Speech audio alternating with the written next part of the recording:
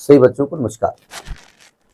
हम बात कर रहे हैं सीरीज कैलकुलस की, जिसका चैप्टर 3 डिफरेंशिएशन की बात हम कर रहे हैं, जिसकी कंसेप्ट एप्लीकेशन एक्सरसाइज 3.3 की हम बात कर रहे हैं। तो देखते हैं इसका नेक्स्ट क्वेश्चन। देखिए इसका पहला क्वेश्चन क्या कहता है कि कहता है if x cube plus y cube is equal to 3axy find dy by dx। पहले तो समझना पड़ेगा ये कंसेप्ट क्या है।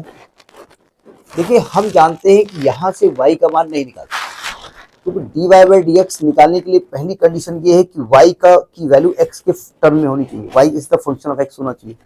तो हम y की वैल्यू नहीं निकाल सकते। अब हम तो निकाल सकते हैं, निकालो बोला, नहीं निकल पाएगा, फैक्टर से भी नहीं निकल पाएगा। तो इसके दो तरीके। फर्स्ट तरीका जो आपको एडॉप्ट ये करना है कि इसको इम्प्लिसिट फॉर्म में है ना, इम्प्लिसिट फॉर्म में है।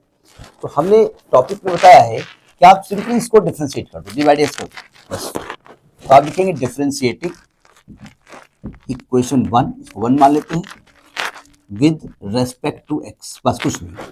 तो d by d x of x cube plus d by d x of y cube is equal to 3a बाहर कर दो और d by d x of x into y कर दो।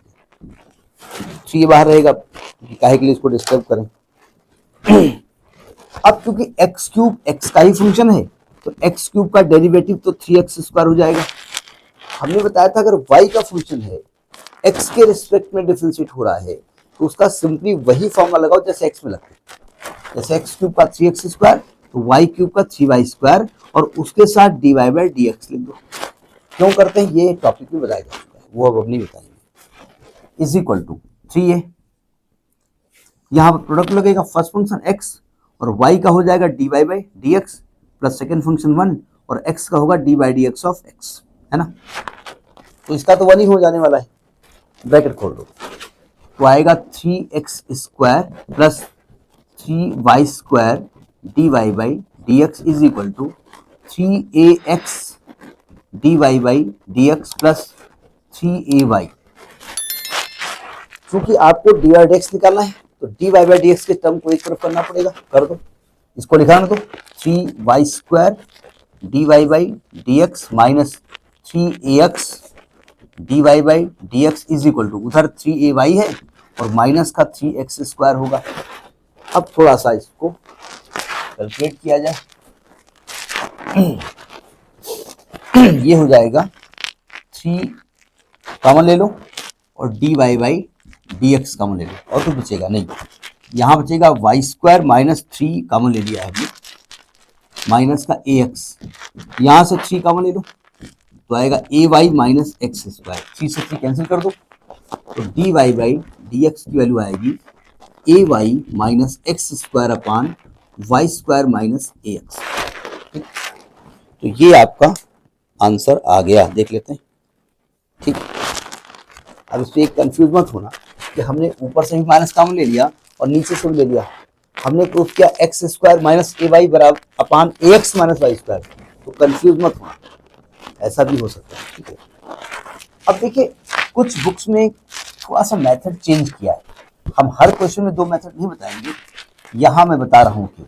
ठीक है, देखिए वो कहते ये है कि भाई इम्प्लिसिट फंक्शन तो ये है, मतलब एक्स वाई इंटरमिक्स तो है, हम हटा नहीं सकते हैं। तो वो कहते ये हैं, सेकेंड मेथड इसका ये है कि आप सबको एक तरफ ट्रांसफर कर दो, माइनस 3axy बराबर 0, और आपको निकालना है dy बाई dx।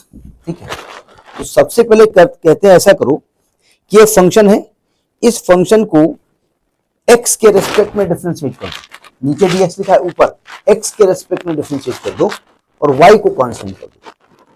मतलब इस पूरे फंक्शन का नाम दे दिया हमने f1xy, fxy। ठीक है, तो कहते हैं इस फंक्शन को x के रेस्पेक्ट में ऊपर करो, ऊपर differentiating f with respect to x keeping y constant, और नीचे कह रहे हैं इस फंक्शन को y के रेस्पेक्ट में कर दो, differentiating f with respect to y keeping x constant, ऐसा बोलते हैं। तो देखिए आपको इसको x के रेस्पेक्ट में करना है, y को कांस्टेंट मानना है। तो x के रेस्पेक्ट करेंगे तो ये 3x² हो जाएगा। y को आप कांस्टेंट मान रहे हो तो y जहां पर अकेला है उसका डेरिवेटिव 0 हो जाने वाला है, और यहां पर 3ay हो जाएगा कांस्टेंट और x का 1 हो जाएगा भाई, क्योंकि अगर x के साथ है तो कोफिशिएंट हो जाएगा ना उसका, अपान इसको y के रेस्पेक्ट में करो और x को कांस्टेंट करो, तो x क्यूब का 0, इसका हो जाएगा 3y² माइनस 3ax, y का 1 हो जाएगा।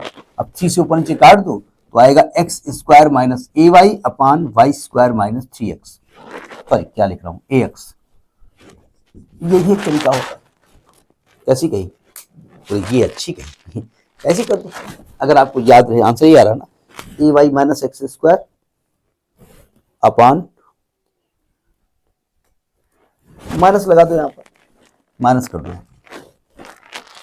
यहां माइनस होता है, यहां माइनस होता है। अब आंसर देख लो जरा, ay माइनस x² पर y² माइनस होता है, सॉरी माइनस होता है, माइनस बाहर होगा फॉर्मूला, ठीक है ना, माइनस बाहर होगा।